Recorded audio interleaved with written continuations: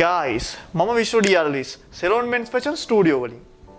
Boys, ඔයගොල්ලන්ට පේනවද අතර ඉන්න ජනප්‍රිය පුද්ගලයෝ? ඒගොල්ලන්ගේ පෙනුම ලස්සනයි. ඒගොල්ලන්ගේ ජාන හොඳයි. ඔයගොල්ලන්ට එයාලව පරද්දන්න බෑ. ඒත් ඒගොල්ලොත් එක්ක ජොයින් වෙන්න පුළුවන්. කඩවසම්භාවය එහෙමත් නැත්නම් හැන්සම් කොල්ලෙක් වෙන එක. පිරිමියෙක් වෙන අපිට ගොඩාක් වැදගත් දෙයක්. දකුණු ආසියාතික මිනිස්සුන්ට වඩා බටහිර ලෝකයේ මිනිස්සු මේ හැන්සම් වෙන එක ගැන ගොඩාක් හිතනවා. ඒත් මාගේ අවධානය වෙන්නේ මොකක්ද දන්නවද? මගේ සහෝදරයෝ වගේ ඕගොල්ලන්ට හැන්සම්නස් එක නැත්තම් කඩවසම්භාවය ඉක්මනටම ළඟා කරගන්නේ කොහොමද කියලා දෙන එක. අද මම ඕගොල්ලන්ට දෙනවා ට්‍රික්ස් 5ක්. මේ ට්‍රික්ස් 5 හරියට යූස් කරොත් හැන්සම් වෙන එක ඕගොල්ලන්ට ඉතාම පහසු දෙයක් වේවි. ටිප් අංක 1 ආත්ම විශ්වාසය. කෝණ මැග්‍රෙගර් ඇවිද්ද කියලා හෝ පුම්බන් හිටියා කියලා හෝ ආත්ම විශ්වාසය ලැබෙන්නේ නැහැ සහෝදරයා. ආත්ම විශ්වාසය හරියට කන්දක් නගිනා වගේ වැඩක්. දිනෙන් දින දවසෙන් දවස අඩියෙන් අඩිය තමයි මේක දියුණු කරගන්න ඕනේ. දැන් ඕගොල්ලෝ බලනවා ඇති මේ ආත්ම විශ්වාසය කොහොමද ගන්න කියලා. මුලින්ම කරන්න ඕනේ එක්ක ජිම් එකකට යන්න ඕනේ. එහෙම නැත්නම් ඕගොල්ලෝ මාෂල් ආර්ට් සයිඩ් එකට කැමති නම් නැත්නම් සටන් කලාවට ඒ වගේ දෙයක් කරන්න පටන් ගන්න ඕනේ.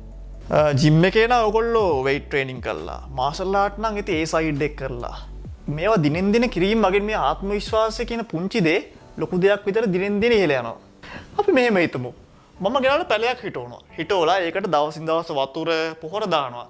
ඉතින් මේ පුංචි පැලේ දවස් ගණනාවක් යද්දි ලොකු ගහක් බවට පත් වෙනවා. ආත්ම විශ්වාසයත් හරියට අන්න ඒ වගේ දෙයක්. හරියටම කිව්වොත් අපේ කම්ෆර්ට් සෝන් එකට වඩා වැඩි දෙයක් කිරීමේ හැකියාව. මේකට තමයි කොල්ලනේ ආත්ම විශ්වාසය කියන්නේ. ආත්ම විශ්වාසය නම් ජීවිතේ ජය ගන්න ඉතාමත් වැදගත් දෙයක්. ආත්ම විශ්වාසය කියන එක ලැබුණොත් හැන්සම්නස් කියන එක නිකම්ම පල්ලෙහාට කලාගෙන යනවා. අංක 2 බොඩි ලැන්ග්වේජස්.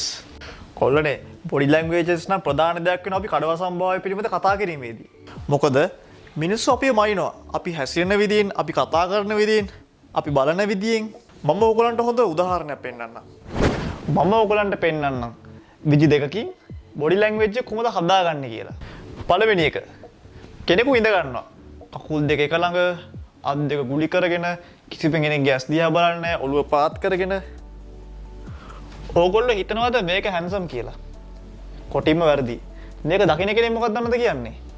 අපෝ මේකෝල්ල නම් දුර්වලෙක්. ඕගොල්ලෝ බලන්නකෝ දෙවෙනි කෙනා කොහොමද ඉඳගන්නේ කියලා. එයා ඉඳගන්නේ කකුල අපේ කකුලක් දාගෙන, තනිකර අත් දෙක ඈත් කරගෙන, හැම කෙනාගේම ඇස් දිහා බලනවා, කන්ටැක්ට් කරලා. මේක තමයි හැන්සම් කියන්නේ. මේක දකින්න කෙනෙක් කොහොමද දන්නවද කියන්නේ? ඒකෝල්ලන ශක්තිමත් පාටයි. ටිප් අංක 3 කොණ්ඩේ නෝත් හෙයා කට් එක. හෙයා කට් එක නම් කොල්ලනේ හරියට නිකන් ආයුධයක් වගේ. ඕගොල්ලෝ දන්නවද? පරීක්ෂණ මගින් සනාථ කරලා තියෙනවා කෙල්ලෙක් කොල්ලෙක්ගේ ඇබ්ස් වලට වඩා හෙයා කට් එකට කැමති බව. බොයිස් ඕගොල්ලෝ දැකලා තියෙනවා නේද කෙල්ලෝ කොච්චර වෙලා සැලුන් වල කාලේ කකා කොණ්ඩේ හදනවද කියලා. අපිට නම් ඉතින් එච්චර කාලේ කන්න තරම් කාලයක් නැහැ. අපි ඇවිල්ලා කෙලිම බිසි මිනිස්සු පිට වෙලාවක් නෑ ඔය වගේ කාලේ කන්න. මම ඕගොල්ලන්ට කියන්නේ පුංචි දෙයක්. සති දෙකකට හෝ සති තුනකට පාරක් බාබර් ෂොප් එකකට යන්න. බාබර් ෂොප් එකට ගිහින් හොඳ හෙයා කට් එකක් කපන්න. ලෝකේ තියෙන හැම හෙයා කට් එකම කැපුවා කියලා. උදාහරණයක් විදියට වන් ඩිරෙක්ෂන් කට් එක වෙන්න පුළුවන්. එහෙම නැත්නම් බස් කට් එක වෙන්න පුළුවන්. මොන කට් එක කැපුවත් තමන්ගේ ෆේස් ෂේප් එකට ඒක මැච් වෙන්නේ නැත්නම් ඒ කට් එක කපලා වැඩක් නැහැ. තියෙන ලුක් එක තව අඩු වෙනවා මිසක් වැඩි වෙන්නේ නැත්. මම මේ පෙන්නපු හෙයා කට් වලින් එකක් try කරොත් නම් අඩුතරමේ කෙල්ලෙක් කියලා මොන යකෙක්වත් බලන්නේ නැහැ. ටිප් අංක 4 හිනාව. Journal of the Non-Verbal Behavior කියන සංග්‍රහයෙන් සොයාගෙන තියෙනවා. හොඳ හිනාවකට පුළුවන් කියලා පිරිමියෙක්ගේ attraction එක 7.5 සිට 13.5 වෙනකම් වැඩි කරන්න. ගණන්නම් සංග්‍රහ වෙන ඒව නම් ඉතින් මම හිතලා කිව්වේ. මට නම් ඕගොල්ලන්ගේ මූණ වල දැක්කම පේනවා මෙහෙම ඉඳගෙන මොකද්ද මේ හිතන්නේ කියලා. ඔයගොල්ලෝ හිතන්නේ කොහොමද හරියට hina වෙන්නේ කියලානේ. ප්‍රශ්නයක් නැහැ. මම ඉන්නේ ඒකටනේ. ඔයගොල්ලන්ට උදව් කරන්න. මම මේක කියලා දෙන්නම්. මං කියන්නම් ඔයගොල්ලන්ට මේක කරන්න කොහොමද කියලා. hina වෙන්න පුළුවන් තරම් slowly. එපා hina වෙපා. ඔයගොල්ලෝ කවුරු හරි එක හම්බෙලා කතා කරද්දි වෙන්න පුළුවන්. එහෙම නැත්නම් කවුරු හරි එක්ක පාර යන ගමන් කතා කරද්දි වෙන්න පුළුවන්. ඒත් ඔයගොල්ලන්ට මේ මොහොතේදී හිමින් hina වෙන්න පුළුවන් නම් ඒ පුද්ගලයාට ඔයාගෙන තියෙන විශ්වාසනීයභාවය ඉහළ යනවා. අංක 5 clothing.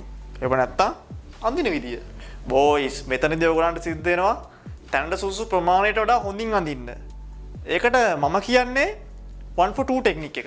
අපි හිතමු ඔයාලා ක්ලාස් යනවා. ක්ලාස් යද්දී අනිත් කොල්ලෝ ඉන්නේ. ඒගොල්ලෝ සෙරප්පු දානවා. ඔයා කරන්න ඕනේ මොකද්ද? සපත්තු දාන එක. ඒගොල්ලෝ ටී-ෂර්ට් අඳිනවා නම් ඔයගොල්ලෝ ලොන් ස්ලීව් වෙන්න පුළුවන් නැත්නම් ෂෝට් ස්ලීව් වෙන්න පුළුවන් ෂර්ට් අඳින එක.